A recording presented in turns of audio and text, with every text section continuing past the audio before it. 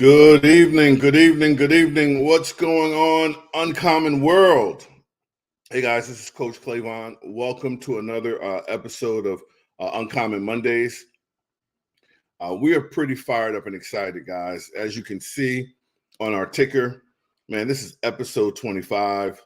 And, we've started something phenomenal, and we're getting such great feedback. So we want to thank each and every one of you for joining us this evening and being part of this uncommon movement. And I got to ask you, as we always do, if you're watching this on YouTube, please like, please share, please subscribe to the channel, be a part of the movement, add on in any way that you can. And if you're watching this on some of our other social media outlets, whether the Facebook group or LinkedIn or any other of the profiles, guys, please share the broadcast, like the broadcast, make comments, because we're going to continue bringing you this uncommon experience.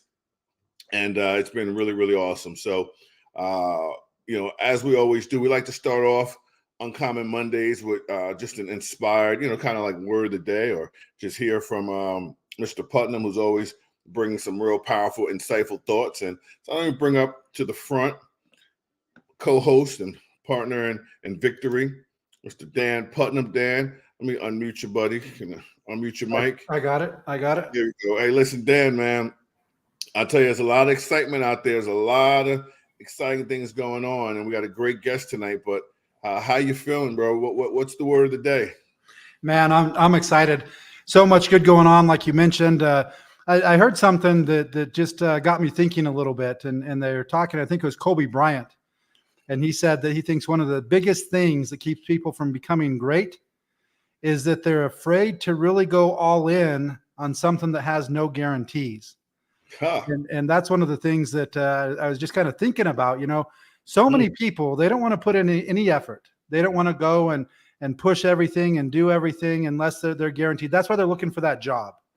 They go work an hour and they make X number of dollars. They work another hour, they make X number of dollars. And that so many times can be the biggest thing that's holding you back. And when you really think about that, Clavon, the thing that people are doing is they're letting somebody else determine your worth. Clavon, you're worth $18 an hour, or you're worth $15 an hour. And one of the biggest things with this uncommon movement and what our goals are is to put people in a situation that nobody will ever tell them what they're worth. Nobody will ever tell them, you're not tall enough, you're not fast enough, you don't look good enough, you don't speak clear enough, you're not a good enough communicator, you're not good enough looking, whatever the case may be. We're putting people in a position of power where they make the decisions.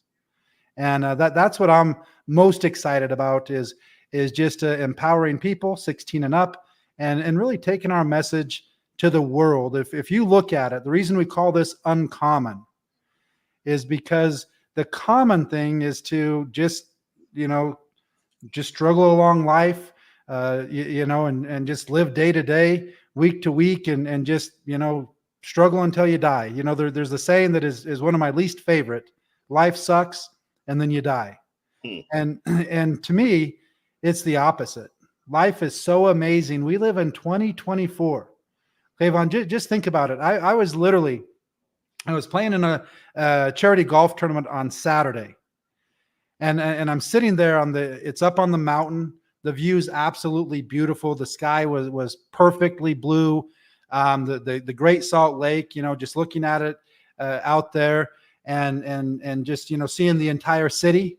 And I'm sitting there, and the only thing that I could think of, I was like, I can't even fathom how any of this happened. 200 years ago, nothing was here. And my office is right by Air Force Base, Hill Air Force Base. So every single day, 5, 6, 7, 10 times per day, those F-35s and those massive jets, they call it the sound of freedom. Because it's a little bit annoying because it shakes the entire building when they fly over. But when I was just thinking, I was looking at my cell phone on the tee box, I think on like the 12th hole. And I was like, every single thing that I can see here was made from what I'm standing on. How is that even possible? I mean, 200 years ago, it was just like dirt and trees. And now you have these warplanes that can basically blow up the entire earth, that were made out of that. The cell phones that we're talking on, made out of that, made out of the dirt and the rocks. And I mean, have you ever thought about that? It's unbelievable. How is that even possible? The cars, everything that we have is made out of, dirt, rocks, water, frequency, energy. It just kind of blew my mind, and it made me so grateful to be here in 2024, where literally I could be anywhere in the world from Salt Lake City in 36 to 48 hours. Right. And you go back 200 years ago, I wouldn't be leaving the state. There wouldn't even be a state. I would just be struggling, so when I think of that, life sucks and then you die, or all these people struggling and just barely getting by, and not living the life that they're capable of. And when I go back, not getting into, in any type of religion or anything like that, but my personal belief is, we were all somewhere before here. And I personally think it's kind of like a sporting event. You're down there watching all these people play this game, and you're on the sideline, and you're sitting there saying, man, put me in. I want to show you what I can do. I want to show you what I'm capable of. And then when, we're born and we come out, all of a sudden, all that memory is forgotten. We no longer know who we are. We no longer remember all of those things. We don't remember maybe those promises that we made and decisions that we made to come down and show what we're capable of. So I look at that as, okay, now we're here. How are we doing? Every single human being has absolutely unbelievable potential. Look at what's been created by humans that are made basically identical to you and me. Right. And so that's really the thing that I've been thinking about, and the thing that I'm excited about is just empowering people, showing them what they're capable of, what they can do. And the whole purpose of this podcast is to bring on these uncommon men that have succeeded in different areas, and find out the secrets, and find out the nuggets of what they've done in order to have the success that they've had. And so it's just one of those things, success leaves clues. That's just a fact. It's one of the strongest success principles, is I can see what other people have done to become successful, and then I can do those same things and also become successful. Success isn't by accident. Success is a choice. Success is a process. And we're showing that by doing this podcast every single Monday, our 25th episode. Yeah. We're a half of a year into this, and we're already seeing these 25 uncommon men have almost everything in common. Slightly different backgrounds, some different mindsets and things like that, but way more in common than not. And just like I say, almost every week, Clavon, if we were doing the opposite, right, and we were interviewing people that were struggling and people that were, failing and giving up, we would find the same thing. We would find commonalities in these people that aren't being successful, just like we find commonalities in the people that are being successful. And that proves that it's a process. We are where we are because of the exact decisions and choices and actions that we take day in and day out, week in and week out, month in and month out, year in and year out. So we're exactly where we are from the decisions we've made, the actions we've taken over the last several months, years, or decades. And that can change. One of my favorite sayings, it can change, but nothing changes if nothing changes. Meaning, if you just keep doing the same thing, nothing's going to change for you. So we continue to do this week after week, and we will month after month, year after year, so that you can see that, hey, you have the choice to be as successful as you want, to live the life of your dreams. It's your decisions. It's your actions, it's your perseverance, it's your mindset. And that's really what this movement's all about, is just letting people have the opportunity to hear the process of success. And so let's go ahead and get started with our guest. Absolutely. Absolutely. Good stuff. Good stuff. I mean, tonight, I'll tell you something.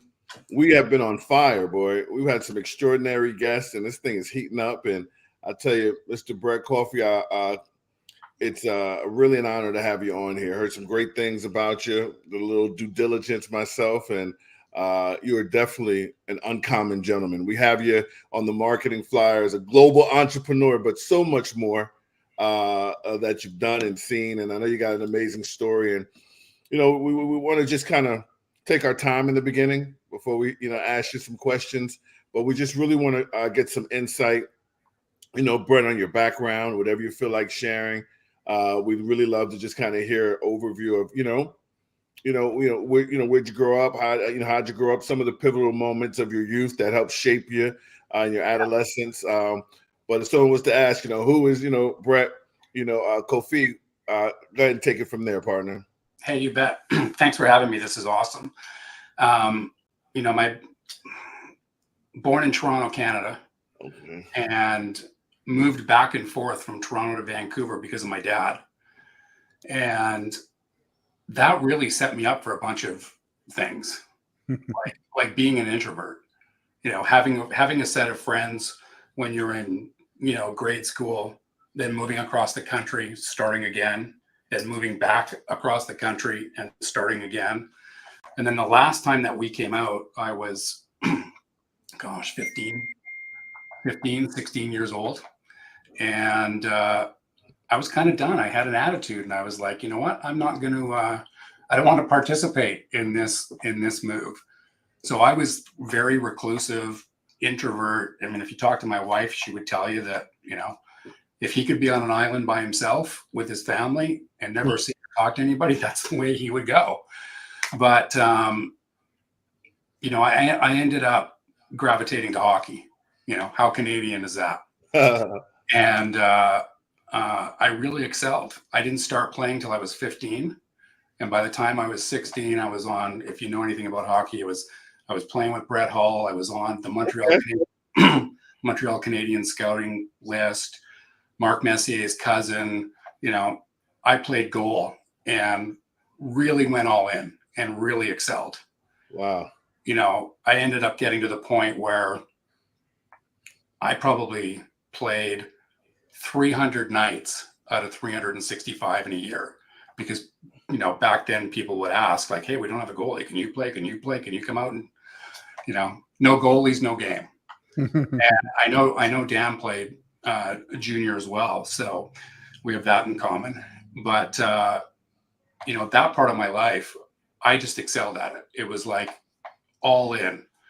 Now, 40 years later, my body's paying the price a little bit for that all in. Knees, shoulders, wrists. It's just the price you pay. But when you're all in on something, that's what you do.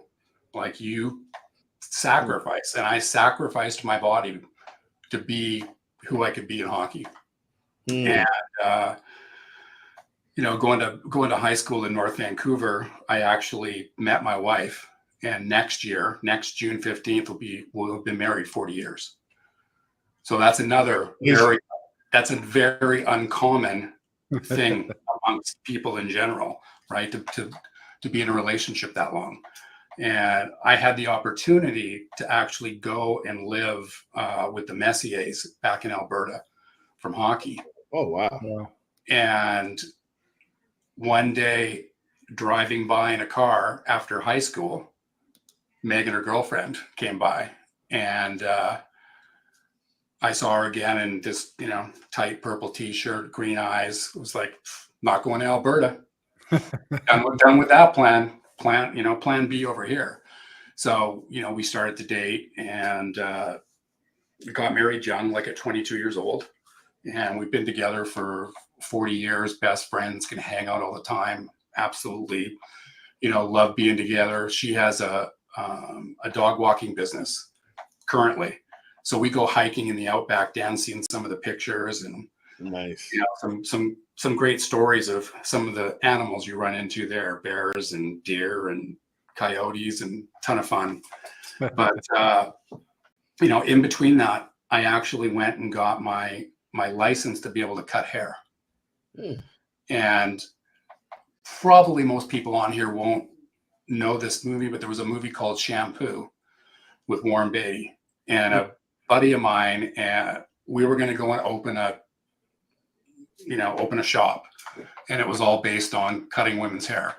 This was sort of in the plan stages before Megan came along. And you can go reference the movie, and it'll explain what the goal was out of that shop. But I ended up leaving the haircutting industry to go work in the music industry. And my dad was the third employee of a company, and I guess the equivalent in the US would be Guitar Center. The equivalent up here, it was called Long McQuaid Music. So in the summers, I would work for him in shipping. And then I ended up actually going, taking some accounting courses, and I became the bookkeeper there. And then I eventually ended up running my own location. Mm. Non-musician, couldn't play an instrument, and my life depended on it. But my background with business and with some network marketing things and some of the people that I was learning and training under all helped me grow. So I was really good at hiring people, not because I was a musician, but I could recognize talent. So I could figure out, where's the hole in our organization in the store, hire the right person. And one of the first questions I always asked was, if we were the same age, would we have partied in high school? Would we have had some fun and connected? And if there's no chance, I never hired them. So we had a ton of fun in that location, having just some great people there to work with. My dad had been with the company, almost 40 years. And it was interesting because the company went through changes like so many other companies. It became, I left when I was 50 years old. I had peaked it to where I could go. I couldn't get any higher. I was running a location. We were one of the most profitable stores, couldn't move up anymore. And, my dad was on his way out. He ended up getting cancer and passing away, 12, 13 years ago of cancer. And best friends, loved sports, always over at his place watching football and hockey. I was a mess for 2 years. And I wanted to go be with him in his last 6 months. I was like, I need 6 months off. Company wouldn't give it to me. So I walked away from a 27-year career of, great business, lots of friends. I've got awards in here saying best boss ever. And, we'd do things like have ball hockey games in the parking lot. We'd have poker nights, and nobody else was doing that. So when he passed away, I didn't know what I was going to do. I knew I was going to be able to make it through with the pile theory. Because he died, we got an inheritance. I didn't know what I was going to do, but the pile theory went away pretty quick. When there's nothing coming in and you're living off the pile, it goes away fast. Yeah. So, but that job, I got to party with Bon Jovi, Motley Crue. It's a good thing there weren't iPhones back in those days, because a bunch of us would not be around. But we had The Rock film in our location. So I got to hang out with him. So I got to meet some really cool, unique people and get really interesting perspectives on, life and how they lived life and what they did. And, The Rock is a really cool dude. Yeah, I can imagine. To hang out with him in the acoustic room and let him play guitar and fire some questions at him about why he couldn't make it in football for, in the Canadian Football League. Yeah. So good times there. But once I left, I needed to do something, and I didn't know what it was. prior to that, I had gotten into a network marketing business company out of Ada, Michigan, a little soap company from back in the day. And I only got in because I did the math. The receptionist that worked for me, she said, you can, love to sell you this product at $60. Great. Well, what's the wholesale price? 40. And what does it cost to join? So I did the math. And if I joined, I would have saved $60 over the course of the year buying the product every month. So that's how I got into network marketing. And it really, really helped it got me in front of people and having to do things where I would have never done them before, like getting in front of people and speaking and getting on. It wasn't Zooms back then, because back in the day we had to drive everywhere, sit down, be in a gym or an auditorium or a room in a hotel and connect with people. What we have today, like Dan was saying in his intro, it's just so amazing to me that here we can be on this platform changing lives, where if I wanted to be with my mentor, I had to drive 6 hours down past Seattle. And that was a common thing every month. Like leave work at 4 o'clock, get out early, drive down to hit a meeting at 7, 8 o'clock, and go to the meeting after the meeting, because you only got to be around these champions so often. Like it wasn't like you were going to pick up, you were going to get on a Zoom or a StreamYard or YouTube and connect with people. So I ended up coming, I'd get back at 5 or 6 in the morning. Brett, what year was that? Gosh, 1992, 93, somewhere in there. So what was long distance from Canada to the US at that time? Like if you wanted to call somebody, do you have any recollection?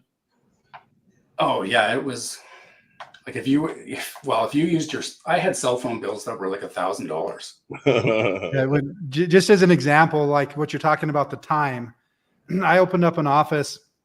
I don't remember the year. It was probably 2004-ish, something like that. And but it was before unlimited long distance and all of that. And one of the things that we was doing was auto dialing. Back when those annoying auto dialers were going, and you would answer the phone and it was just a message, and it would basically say, play a little thing, hit 9 to, be taken off the list, hit 8 to be connected to a live person, hit, whatever. So I had set up in my office 24 phone lines. Wow. And we were calling out like 12 hours a day, because we had a little server, like I don't know exactly what it was as a computer, but it just had the lines before VoIP. Right. And they literally were delivering my phone bill in one of those big paper boxes. Like you buy computer paper and you pull it up.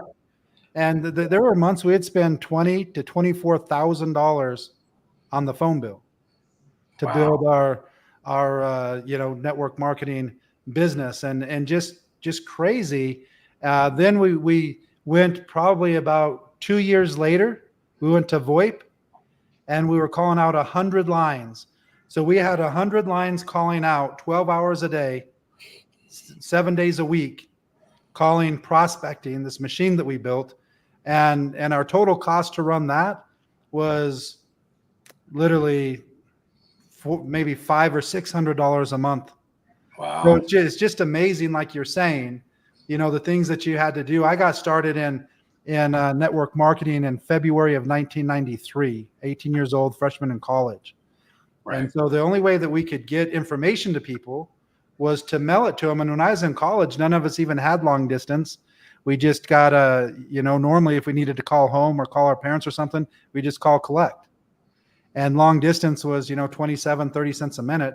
I can't imagine what it was calling from Canada to the US, probably, $1 or more. So it is pretty amazing how technology in some ways has made business so much stronger, where you're in Canada, I'm in Utah, Clayvon's in Texas, and we're all communicating to the entire world right now. The World Wide Web is global in almost every single country. and live streaming on Facebook and live streaming on YouTube and other things. One other thing I want to point out, Clayvon, that I didn't mention, that I just want to point out to all of the viewers, probably within the next month, we'll be switching platforms, and that'll put us on Apple Music, Spotify, pretty much every platform that you can imagine. So we are going to be making some upgrades here shortly. One question before we kind of get into these 5 principles of Uncommon. Is there anything that you learned that you could share, business-wise, whether it was perseverance, whether it was confidence, whether it was belief in themselves, anything that you learned from any of the rock stars? Obviously, they have a different lifestyle. It's not like running a normal business, but they still have to have some belief in themselves to keep pushing and going. Just as an example, I've always liked a band called Switchfoot. Not sure if you ever heard them or met with them at all, but I went to a Switchfoot concert. It was kind of like their 20-year reunion of kind of their first big hit, and they were kind of talking about they thought they had a record deal, so they dropped out of college. They went out to New York and thought everything was done. They thought that it was a given. They went out there and met with the producers, and they said, you know what, we just don't think you guys got it. And they'd already dropped out of school. They thought everything was done and Right. everything was going to be good.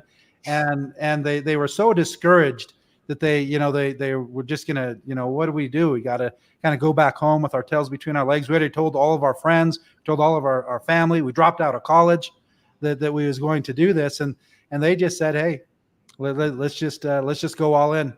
And then they recorded their own album and got it out there. And this was kind of the anniversary tour of that first album that they did. So I'm sure that if you find out how all of those bands started, whether it was, Kiss or Motley Crue or any of those, there was a lot of stuff that they had to do that's similar to being, successful in business, even though the lifestyle that they probably were living at the time and touring the world and stuff like that is a little unconventional. But anything that you learned from them or heard from them, or The Rock is an amazing story, and I see him all the time on Instagram, singing and stuff like that. So I know music's a big part of his life also.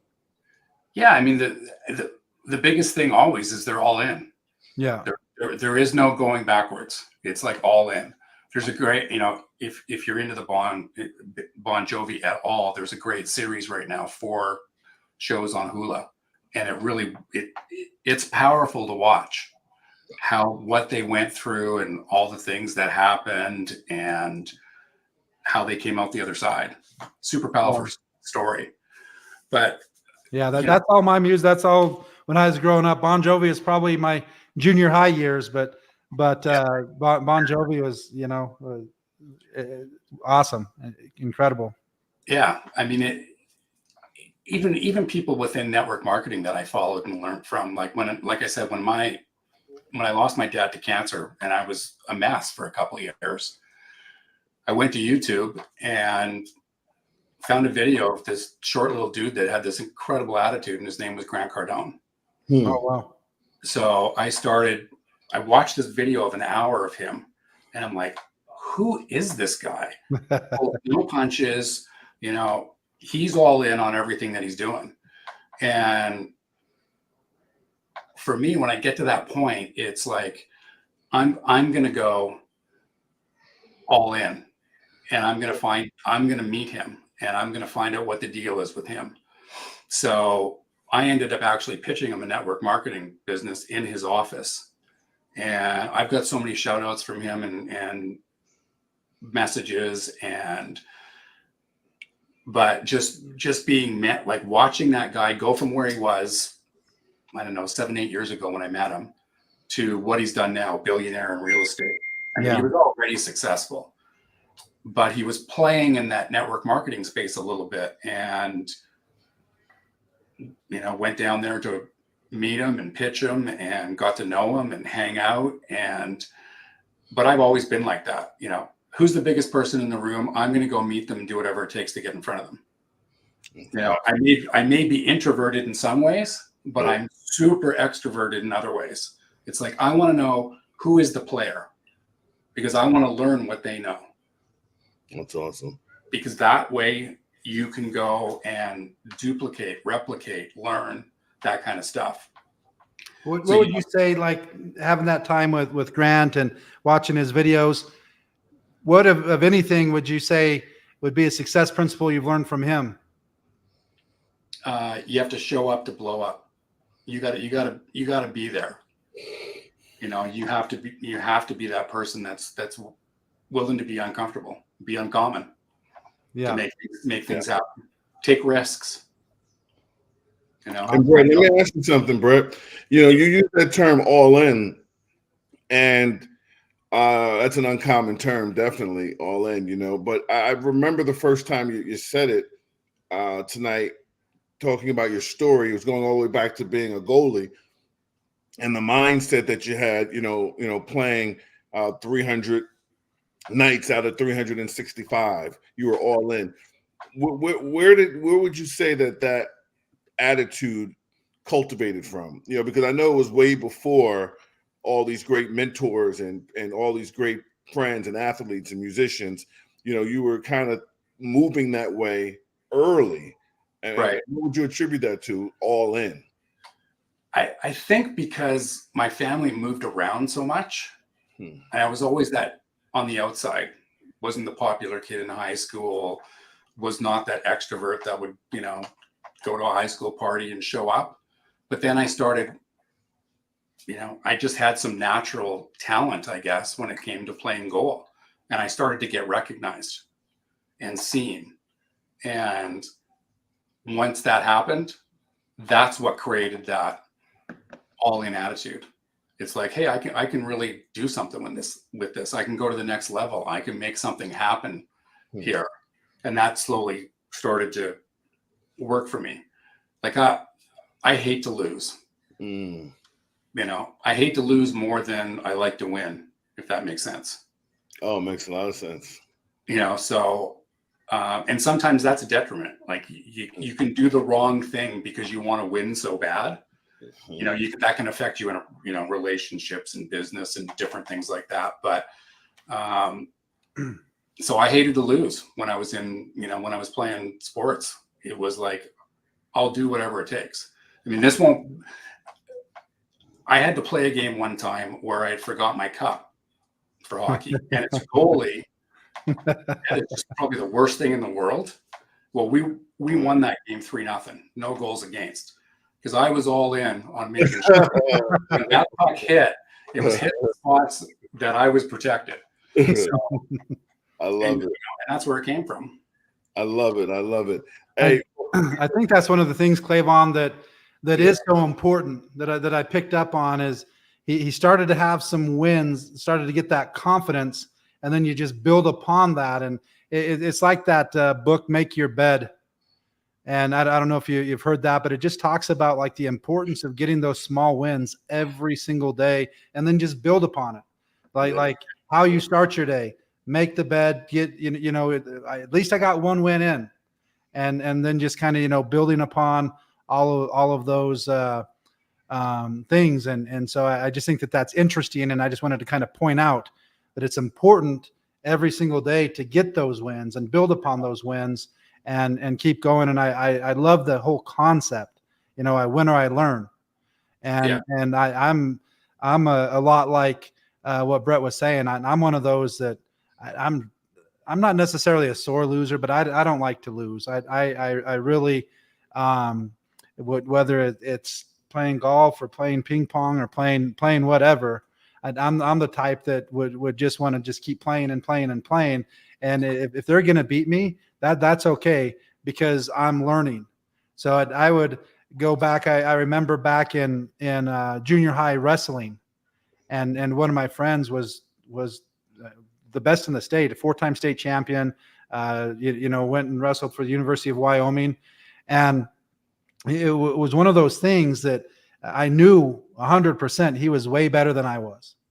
And I knew the only way that I had a chance to get anywhere near as good is just to continue to wrestle and wrestle and wrestle and let him beat me and beat me and beat me and beat me, because I had to switch my mindset because if somebody hates to lose, a lot of times they're going to not put themselves through all those losses that it takes them in order to improve. But you have to switch that mindset to be like, okay, I'm not winning or losing. This guy is at a much higher skill level than I am. The only way I'm going to get to that skill level is to start learning and learning and learning and learning. And then all of a sudden you could get to the time that every now and again I would beat him.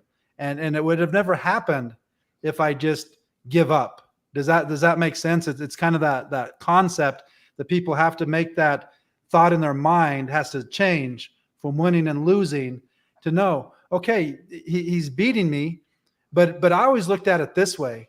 He's beating me because of the rules or the time that is in that game. And Right. that's one of the things that I started to love so much about business was there isn't a time limit. You know, the whole thing of success, if they said, okay, you have 3 months to become successful, then it would be much, much more difficult, but it's not that way. You know, you have all of this time. I saw something earlier today. I don't know whose podcast it was on, but trying to think of who it was that was saying it. But basically he was explaining that, you know, don't panic. He said that a 50-year-old has at least 200% more chance of being successful than a 30-year-old. And the point that he mentioned that, he said, and the reason why is mindset. They've gone all this time and they've been able to switch the mindset that so often maybe a 30-year-old or a 20-year-old, they might have the drive and stuff like that, but they start losing and then all of a sudden they give up and they quit. And he talked about the reason is that they'd have a better chance of having success is the mindset. And he talked about like Henry Ford, built the first car when he was like 45 years old. And they talked about Warren Buffett, who's 93 now, worth $100 and some billion. 99% of his wealth was all created after the age of 50. And, talked about Colonel Sanders, starting his first Kentucky Fried Chicken when he was like 65 or something like that. It failed and went out of business. And then when he got a Social Security check, he started to build out the franchises and then built a successful business. JCPenney, basically lost the entire savings and completely almost bankrupt. And his kids were saying, no, just give up, just quit. And he was like 70 or 80 years old when he finally, got JCPenney's up and running. And so they just talk about all of these people that have had success well after the age of 40.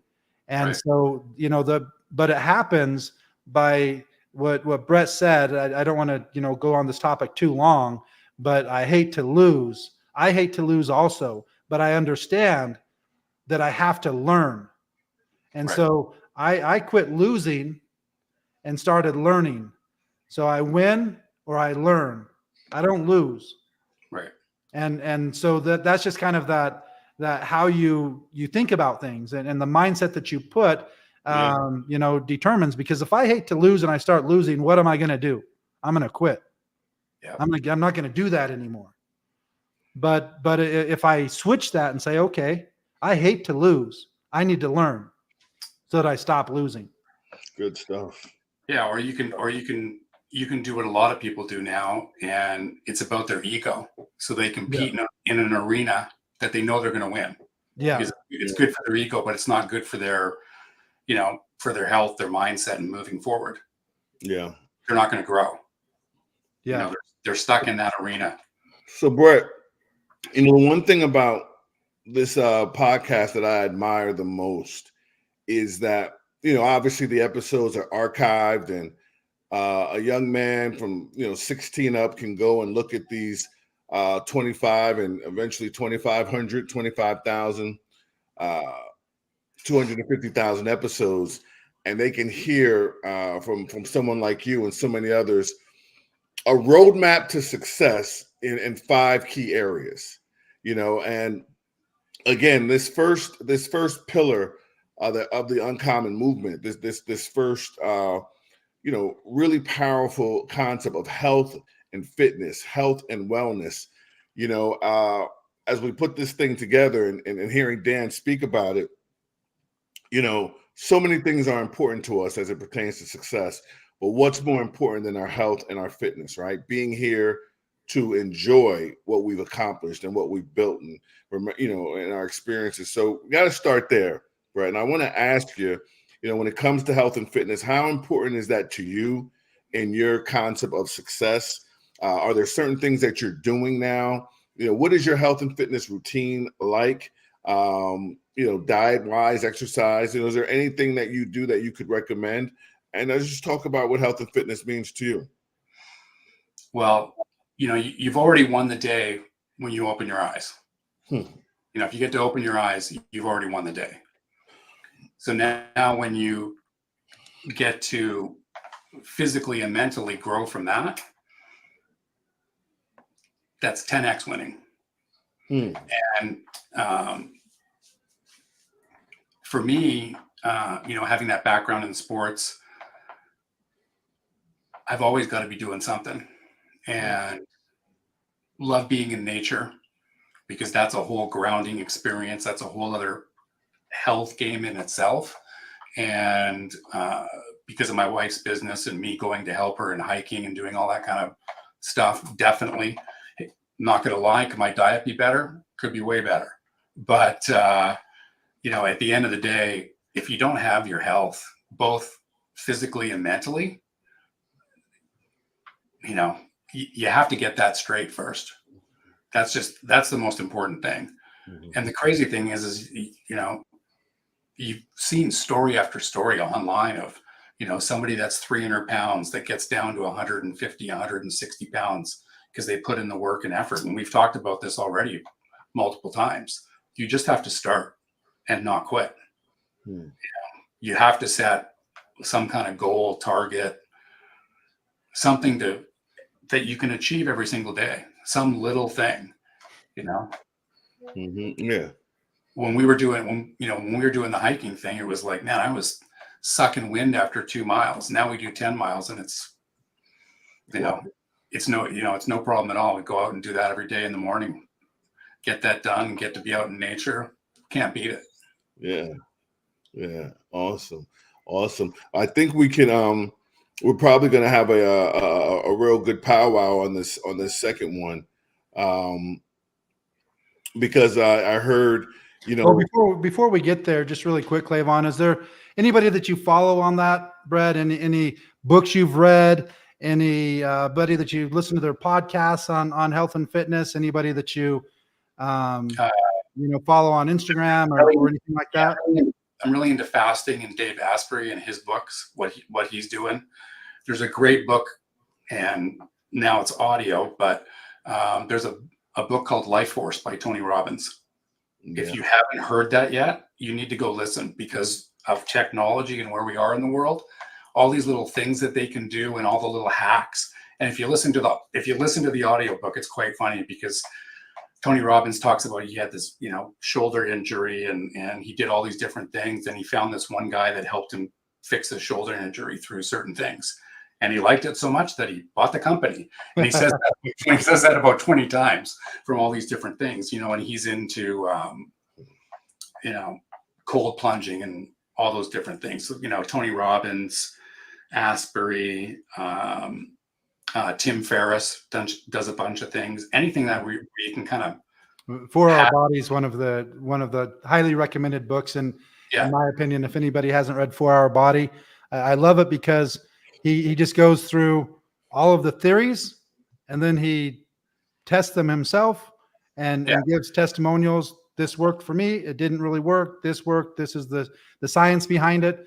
So I just really like how Tim Ferriss does everything, because he's just kind of like, he'll go check everything out, look at the science, look at everything. And then he, most of the time, uses himself as a human guinea pig and then says, this is how it works. This is the things that I recommend. This is what I've had the best successes. We just like to do that in these areas, especially this, Brett, because, health is so important. We're not necessarily saying, hey, you got to be a fitness model or you got to have a 6-pack or anything like that. But we're just trying to get people to pay attention to their health, just so that they can add as many life to their years as they possibly can.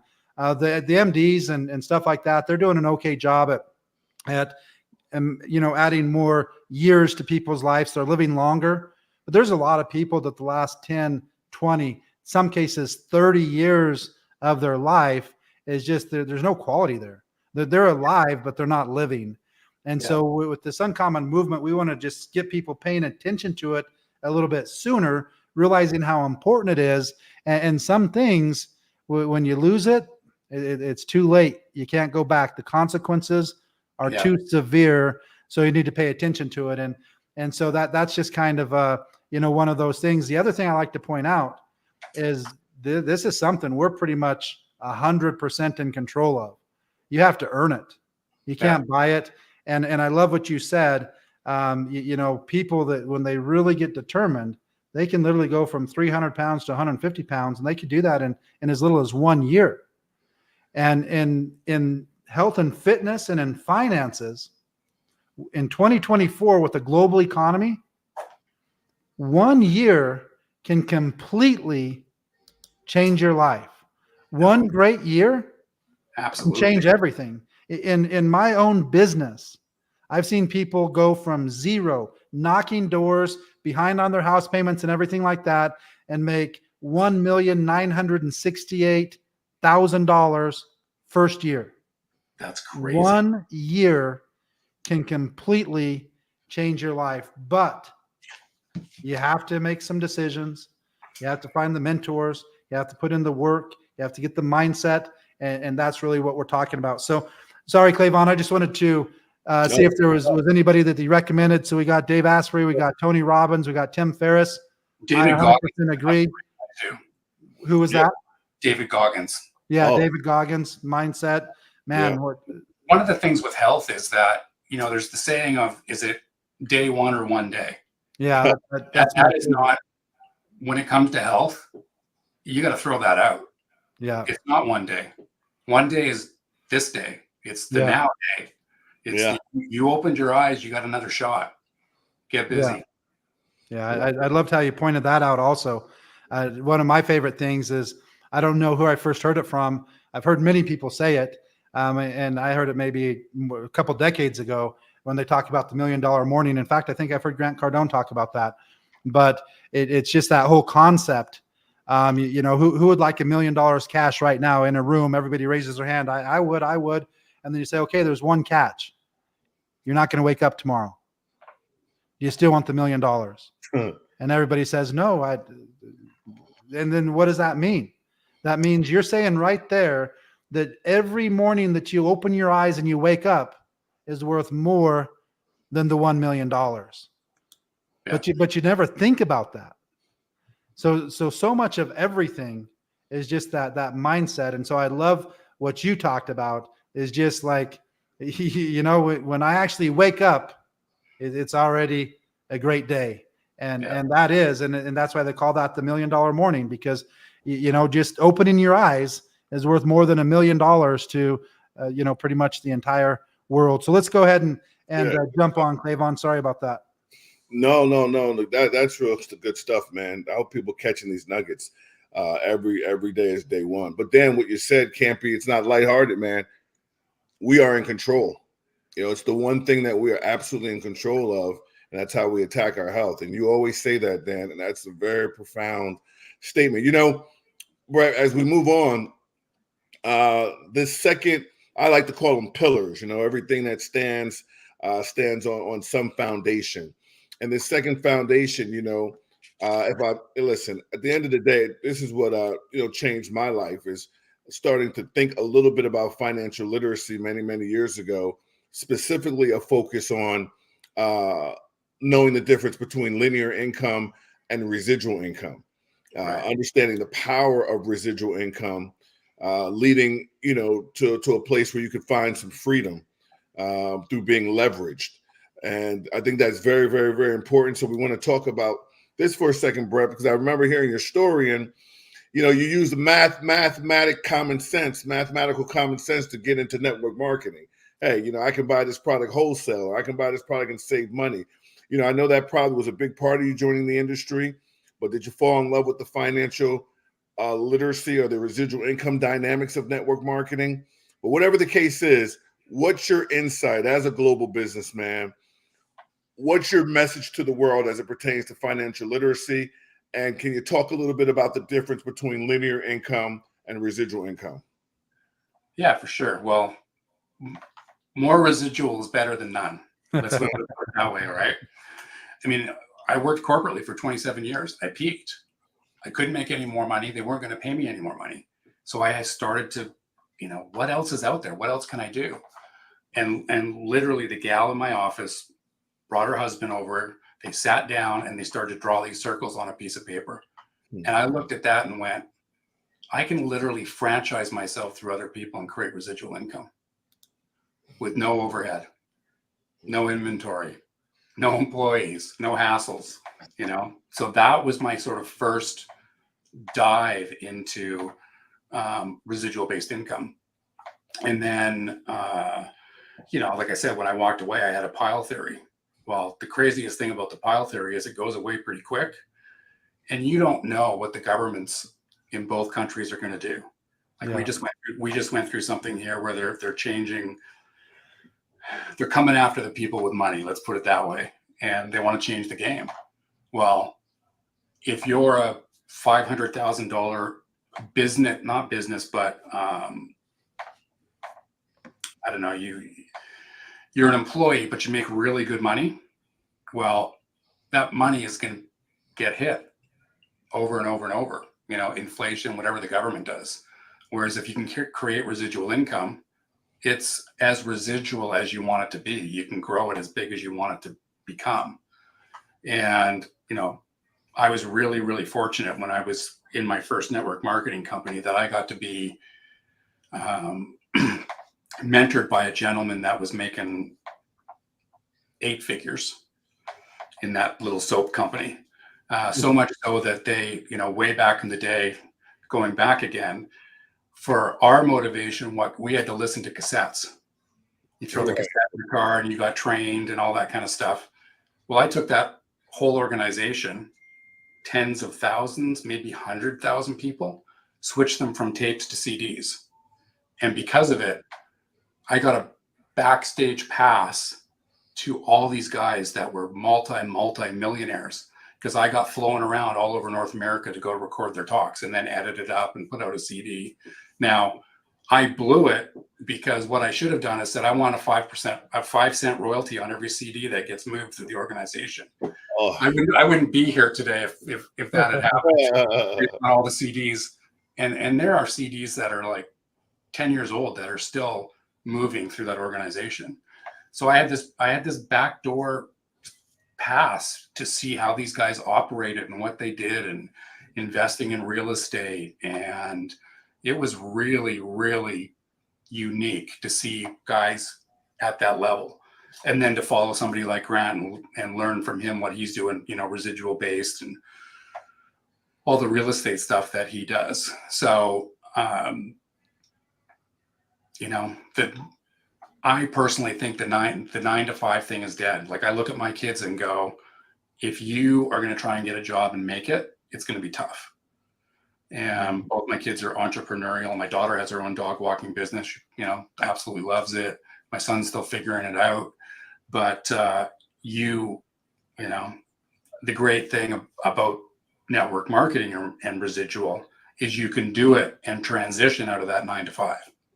And that's ultimately what I did. I went and learned my skill set, got out of my own way when it came to meeting and talking to people, back in the time when you couldn't go to Facebook and send somebody a message, whether it was a warm market or cold market. You went to a coffee shop and stood up and talked to somebody that you didn't know, or went to a gas station and, hey, that's a nice looking car. What do you do for work? Oh, really? So how do you like it?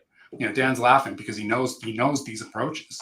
Yeah. And back in my real learning phase of creating residual income, it was always in a coffee shop when cell phones were just coming out.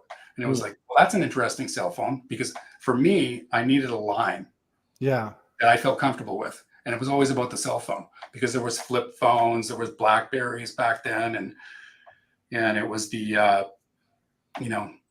Okay, Brett, go and do it. You got 20 seconds to go talk to that guy. Hey, that's a great looking phone. What do you do for work that you use a phone like that? And you get that thing going, and you'd find out, they got a 9 to 5. Well, have you ever thought about doing anything that could create a residual income? I help people private franchise themselves, and that's how you get going on it. Dan, let me ask Brett a quick question before we turn it over for you for some insight on this number 2. Brett, you had said that I think that's very honest. You just told your children straight up. I think a 9 to 5, 40 hours a week for 40 years, I think that system might be a little dead. And you said like your daughter she has a dog walking business. Your son's about to figure it out. That caught my attention because I'm going to ask you a question. And Dan, I want your insight on this too, because Dan, you've led, individuals in the hundreds of thousands that are trying to get into that entrepreneurial space. But Brett, why do you feel it's so hard for people to creatively think about starting their own business and building residual income? Like, why is it such a gap when it comes to the courage or people thinking they can do it? Why do they feel it's so difficult? Is it that difficult? I don't think it's that difficult, but why do you feel that people are so scared to launch out, and just try to start a business and build residual income? Well, I think it really comes down to education. Like, people aren't taught that. It's like, I mean, if you could go back and reset the school system, especially now with AI, and like, you should learn taxes in high school, like not just basic taxes and accounting, but like a little bit of a deep dive. AI, entrepreneurship, like those are electives that you don't take, or you got to get permission to be able to take it. The system wants you creating a job, and that there's a whole, you could go down a deep dark tunnel with political stuff with this, but at the end of the day, it really comes down to, people follow their parents. Okay. They're just duplicating what they see and what they know.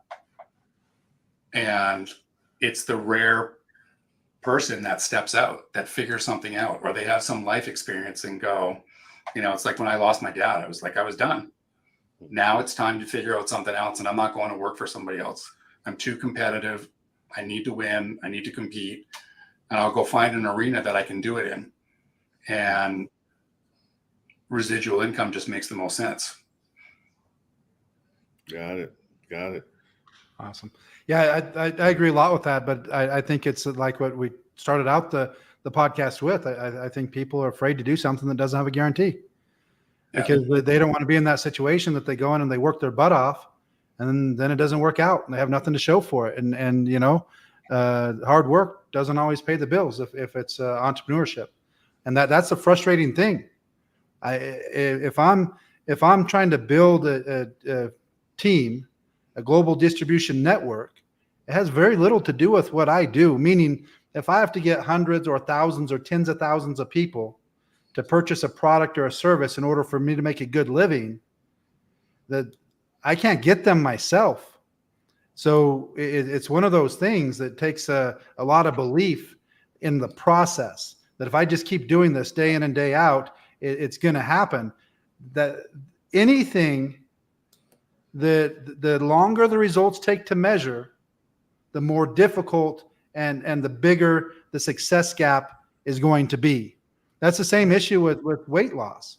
We all know what to do, but we do it for a few days and then we stop doing it. We do it for a few days and then we stop doing it.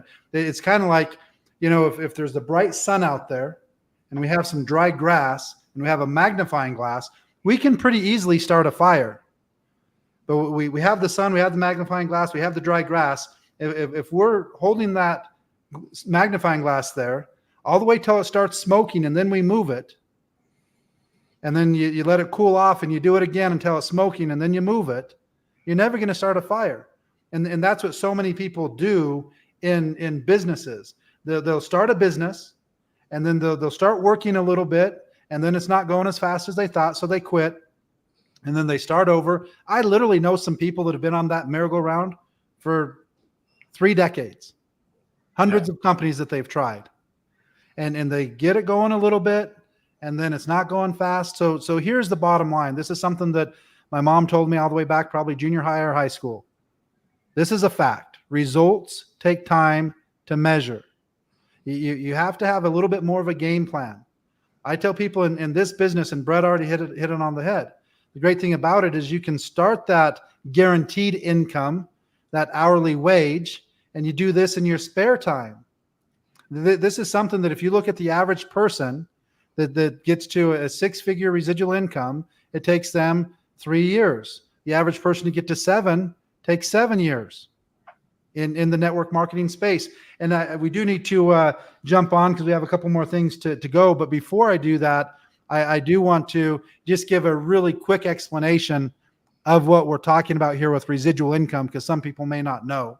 So the 2 main types of income, you have linear income. That's trading your time for money. So that's just when I go to a job and they pay me a salary for 40 hours a week, they'll pay me this much, or they just pay me for the hour. If I'm not working, I'm not getting paid. That's linear income. Residual income is having the ability to get paid on over and over and over on something that you've already done. So a perfect example with that Brett's been talking about, selling soap. So I buy this soap, I go and I get 10 customers, and they buy it, I get my commission. And then next month, if those 10 buy it again, then I get paid on that again. And I didn't have to go find those 10. I already found them last month. Or I have a service or real estate, or you have actors and actresses and singers that get royalties. Those are all things that create that residual income. So selling something that has a monthly subscription that you get paid every single month on, or owning something that people pay rent on, and you get that every single month, that's what we're talking about. Our goal here, everything we're doing with Uncommon, is trying to get people to have control of their 2 most valuable assets as human beings, their health and their time. I'll tell you, you could not pay me enough money with what I know about residual income. You could not pay me enough money to be like a high-paid attorney or a surgeon or something like that. $2 million, $5 million. I don't care, because I'm having to work the most stressful jobs in the world for 50, 60, 70 hours. I have to carry a beeper with me, and they call me at 3 a.m. and I have to go in and do an emergency surgery. I get that maybe 1 or 2 weeks vacation a year, and there's a chance that if something happens, I have to leave that vacation. And even though I may be making hundreds of thousands or millions of dollars as a surgeon, I'm only making money when I'm doing that surgery. The benefit that they have is that some of them make a high enough wage that they can start investing that, and investments create that residual income, getting that money to work for them so they can eventually control their time. We're all about control your health, control your time. So that's really the entire goal of this Uncommon movement. Now, how do we do that? That's the next 2 things we're going to talk about. So the next one, personal development. Most people have to have some sort of personal development, or else they quit as soon as something gets hard. So they have to develop this right here to stop being a quitter, to stop being a little baby and expect everything to be perfect, expect everything to be hard or easy. And then you have to start to say, hey, I'm fine with it being hard. In fact, make it really hard. I prefer to do things that are hard, and here's why. Because I know every single other person that I'm competing with, almost all of them are going to quit. So what's your mindset? You want to do easy things? Okay, everybody can do that. That means you're easily replaced. Learn to like the hard. Learn to like that it's hard. Appreciate that it's hard. Because if it was easy, there wouldn't be big income available. So it's just those mindsets. But in order to create that mindset, you have to work on it. Because for whatever reason, as human beings, our factory, default setup is to be negative, to quit, to expect things to be. Really, it's just the exact opposite. So if you look at how almost everybody is, including yourself, until you work on that through mentors, through personal development, you almost have to be the opposite of that in order to be successful. So that's really what in getting that mindset and just that perseverance and that discipline and all of those to focus with your health and fitness, to focus with, residual income, controlling your time. That's personal development. That's why it's so important to achieve those first two things. So just quick, Brett, personal development. You've already talked about several mentors. You've talked about Grant Cardone. You've talked about even some of the athletes, I'm sure Mark Messier, you said he's your cousin? No, I played with his cousin. Oh, played with his cousin. So, just Brett Hull, some of those guys, obviously, I'm sure that you can learn a lot from them for mindset and work ethic and those different types of things. And you've talked about other people in business and even, Tony Robbins and Tim Ferriss, David Goggins. They all have a lot of great things. Any other books that you've read on personal development, on mindset, on business, people you follow on Instagram, people you listen to their podcasts? We don't have enough time for me to list all the people. I still have the original Personal Power cassette from Tony Robbins. Like, that's how far back getting into personal development goes for me. If you're going to talk about just that one in particular, is there any one nugget that you learned from Tony Robbins, from any of his stuff? Oh boy. Yeah, it's the same. I hear the same message over and over. It's, you have to show up. Yeah. You have to be the person that wants to get to the other side. What does that mean, to show up? Like, if you're going to say you have to show up, you've said it several times. What would you say that means? If Brett's going to show up, what does that mean? There's an expectation of achieving a goal, wanting to do something better. And like you said earlier, it may take a while. It's okay to lose. I don't like to lose, but if I learn along the way, I showed up so that I could experience something. It's like going to an event. If you learn just one thing, if you take one thing away that helps improve your mindset, you won. That's personal growth to me. I mean, network marketing really is personal growth with a product attached to it. Yeah. That's really what it is. If you're in the right business and you have the right, mentors behind you, that's really what it is. You're growing all the time, and people don't go to events. People, I'll do it tomorrow. It'll happen tomorrow. Well, no, it won't. I mean, you gotta be tweaking your brain continuously. Like, the biggest thing I've learned, Brett, in personal growth and development is that it's an action-based thing in order to be successful. Mm-hmm. I know so many people that have read all the books, listened to all the podcasts, know it in and out, way better than I do. And they don't take the action. They know it. They know everything to do, but they don't do it. What do you think it is that keeps people from doing it? Yeah, I'm sure, like, I know people that have gone to at least a half a dozen Tony Robbins events that they paid $10,000 to $15,000 to. They go to Grant Cardone's 10X. They go to, all of these events, Eric Worre's events, stuff like that. Some of them I know. I literally know people that for the last 5 years have spent $50,000 to $100,000 a year in going to these events, and they're still not having any success. So I like to explain that there's a big difference between personal development and learning the stuff, and then actually incorporating the stuff. Right. What's your feeling on that? How do you go from just participating, getting all excited, the rah, getting the motivation, and then you go home and 2 or 3 days later, you're just back into the same old rut. Back on the couch. Zone. Yeah. I think for people, it's really a fear of failure. Like, people are scared. They just don't want to. They don't want to dive in. They don't want to stand out. They're afraid to separate themselves from the crowd. I think that's one of the biggest things that I've had to learn.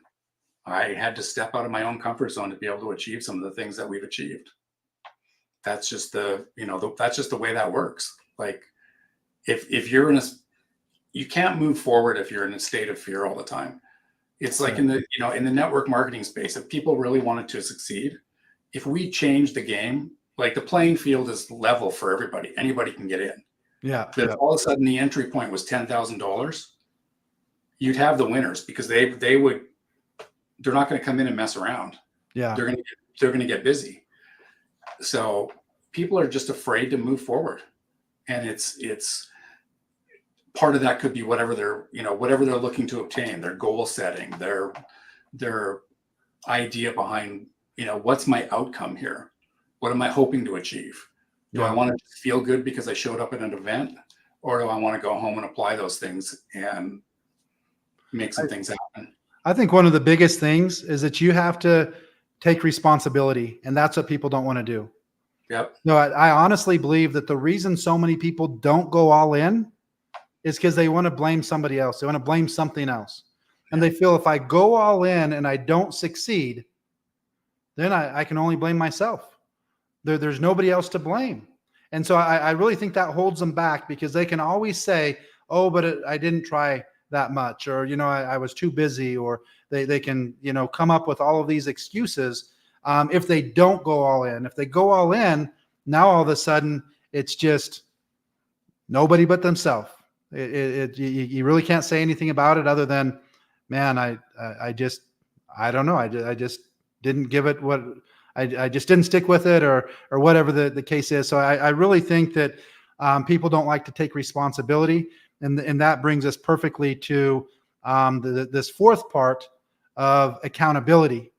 And when we talk about accountability, it fits in a little bit with personal development. But I think that in order to have accountability, there has to be some sort of system in place, or some sort of agreement, or some sort of decision or goal that I know in order to hold somebody accountable. So, Brett, just really quick, what are your feelings on accountability?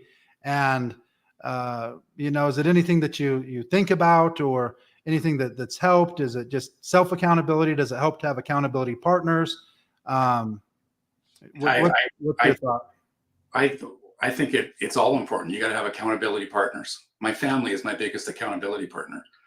My wife of 40 years, my kids. My goal has always been to have my kids stand on my shoulders and see further than I've ever seen. So that's an accountability thing. Your health is an accountability thing. You have to hit the gym, fitness, exercise. All those things are, creating accountability. In business, having, whoever your partners are, your team, being accountable to them. All those things matter. You can't be that person that, if you're on an island by yourself and you don't have to be accountable to anybody, then how do you create that? I wouldn't know how to do it. No clue on how you create accountability unless you incorporate people around you all the time. And one of the biggest things that I believe with accountability is that you have to find out their goals, or what they're trying to accomplish, or there really is no accountability. You don't have anything to hold them accountable to. Yeah. Or you have to have a system. And the reason I think that, like, if you're looking at the network marketing industry as a whole, the reason it's so difficult to create success is even if you have a perfect proven system, you can't enforce it. You can't, make people follow the system. It's not like McDonald's or Starbucks or something like that. If you buy a McDonald's franchise, you've put up enough money, hundreds of thousands or $1 million, that you're not just going to have them take that away from you. So it's one of those things that I'm going to follow their system exactly because A, I wouldn't have bought it if I didn't already believe that it was going to work. And B, if I don't follow it exactly, they're going to take the franchise away from me. And so having a proven system that you can enforce is the best chance of success. The next best one is having a system that you can at least hold them accountable, whether it's their goals, what they said they're going to do, their word. And so I do think that it's a important part.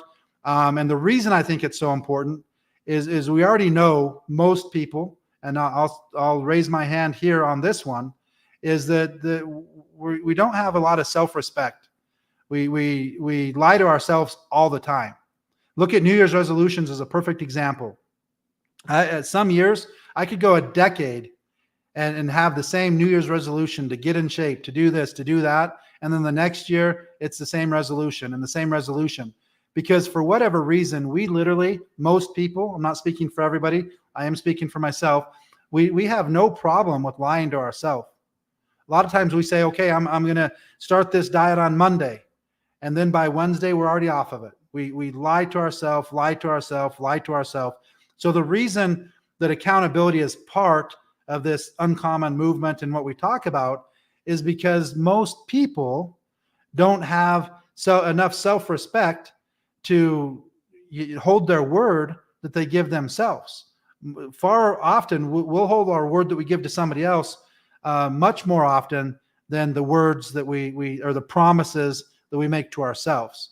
And so because of that, it is important to have some sort of accountability system in order to help people be successful. I mean, just think of like the Army, for instance. If the Army didn't have an exact accountability system, that you have your, what all of your different ranks, and they have an exact, you have to do what they say. There's no choice. If you agree with them or not, you have to do what they say. You have to wake up, you have to dress, you have to make your bed the way, you have to tie your shoes the way they say, you have to do everything the way they say. And it's so important that they have that accountability there, because people's lives are going to depend on you doing it exactly. Now, in business, your lives don't depend on it, but your success does depend on it. And so we really do think that this is an important aspect in order to, again, remember the whole reason for the personal growth and development, the whole reason for the accountability is so that you can have your health under control and have your finances and control your time. That's the whole thing that we're doing here. I mean, think about, I call it the hook.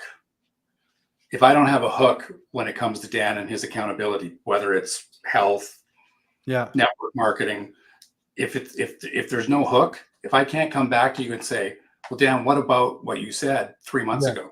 Has that gone out the door? Yeah. Is that not true anymore? And that's the only way you can bring people back and make them accountable. Yeah.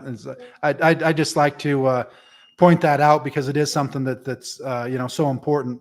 And then the last thing that we focus on. So again, our goal being pretty simple.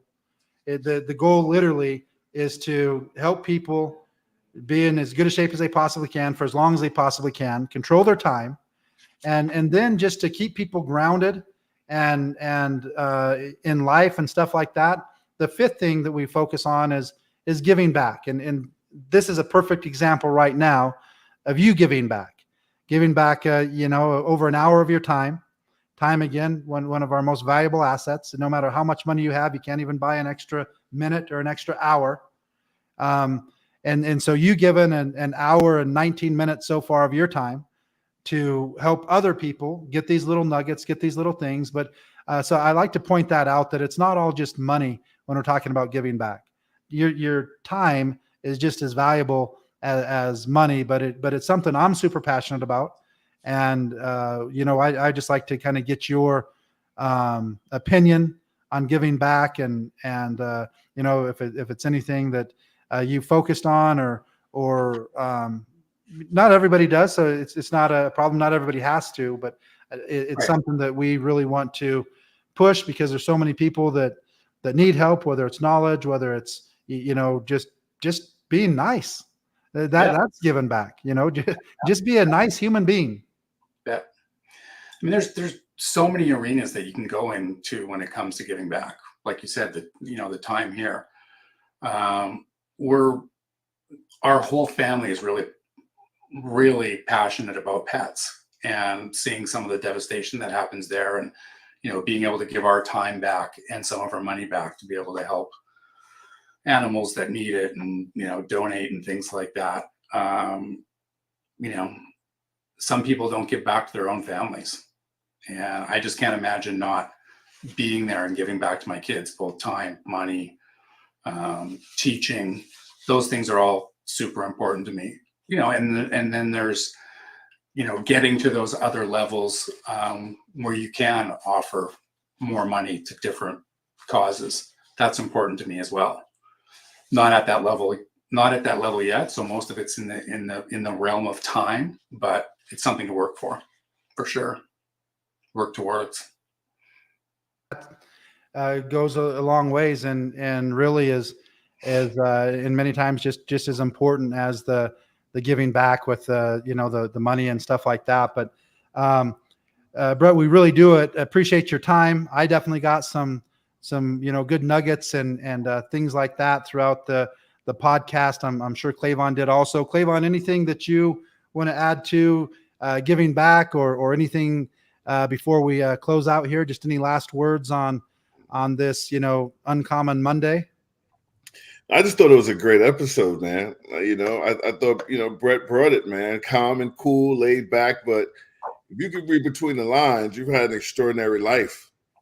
Brett, I mean, I think, you met some amazing people that, most of us would only dream about meeting and networking with and being mentored by and doing business with. So I just really think it was really full of some great nuggets. And I hope people appreciate that. And they can always come back, Dan. That's the one thing about this podcast. It's archived excellence, So everyone knows on YouTube, guys, I'll say it as we close out. Please subscribe to the channel, join the family, join the network, like, share, all that good stuff. Do the same thing on our social media outlets. Like and share, man. Information is power. Apply it, share it. And, we're going to throw it back to you, Brett. Let Dan close out. Brett, any closing words, man, for all the audience, the world out there? We appreciate you, bro. Gosh, any closing words? Well, first of all, thank you for having me. This has been a ton of fun and really, really appreciate it. I guess it just goes back to where I started. It's about knowing what you want and going after it and showing up. Yeah. You have to figure out what your why is, because if you don't have a why, you're not going to go out. There's nothing to go after. That's the most important thing, in my opinion. Figure out why you're here, what you want, where you want to go, who you need to bring along with you, and help make all those goals and dreams come true. Yeah, I think that if I was going to break down what does it take in order to become successful, I would just say the first thing that it takes is you have to make a decision. You have to decide that you're going to be successful. The second thing, it's going to take the game plan, the mindset, and things like that. And at the same time, it's going to take the belief. So I'd actually put it in a little bit different order. I'd say make the decision, number one. Number two, have the belief that you can do it, realizing that results take time to measure, realizing that you don't win or lose, you win or learn. There's not a time limit. I'm a huge sports fan, and there's so many games, there's so many events that if it was just 2 seconds longer, the outcome would have been different.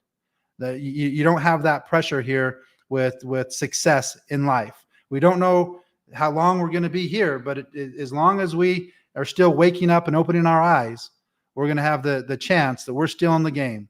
We haven't lost. We're still winning. You only lose when you quit. So make the decision. You're going to be successful. That literally is your choice. Have the belief in yourself, and then you're going to find the mentors. You're going to find the opportunity, because at the end of the day, it doesn't matter how bad you want success, how bad you want to make money. Opportunity has to be present in order for change to take place. Here's the good news. We live in a global economy right now, and opportunity is everywhere.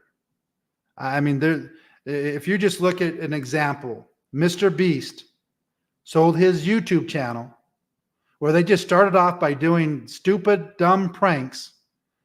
But I love that guy with all the good he's done. Almost every single episode that he did was giving back, having fun, but giving back, giving away cars, giving away all kinds of things, giving away. I bet you he's given away hundreds of millions of dollars. But doing that, you have just an average person, a human being, just like everybody else, that sold his YouTube channel that was free to create for, I think, $5 billion to Disney. Sold his YouTube channel for $5 billion. And literally, they just started that thing with doing pranks and jokes. And for the first year, they had no following, had nothing. And there's so many other examples. That's the biggest example, that you start a YouTube channel and sell that for $5 billion and giving away hundreds of millions of dollars while you're doing it. But there's so many people that are making thousands, tens of thousands, hundreds of thousands, millions of dollars on free social media accounts, whether it's TikTok, whether it's Instagram, whether it's YouTube, whether it's a combination of all of them. The opportunity is there, but you have to realize, make the decision, have the belief, find the opportunity, stay consistent. I'll leave it at this: show up. Yeah. That's it, man. That's it. So, guys, I'll tell you something. Like we tell every week, we will be back next Monday with another uncommon gentleman telling his story. And hopefully it'll be an inspiration to you and to, males from 16 and above all over the world. So, guys, this week we came, we saw, we conquered. Again, we'll be back next week. And thank everybody for joining us and participating. And again, Britt, thank you. You were awesome.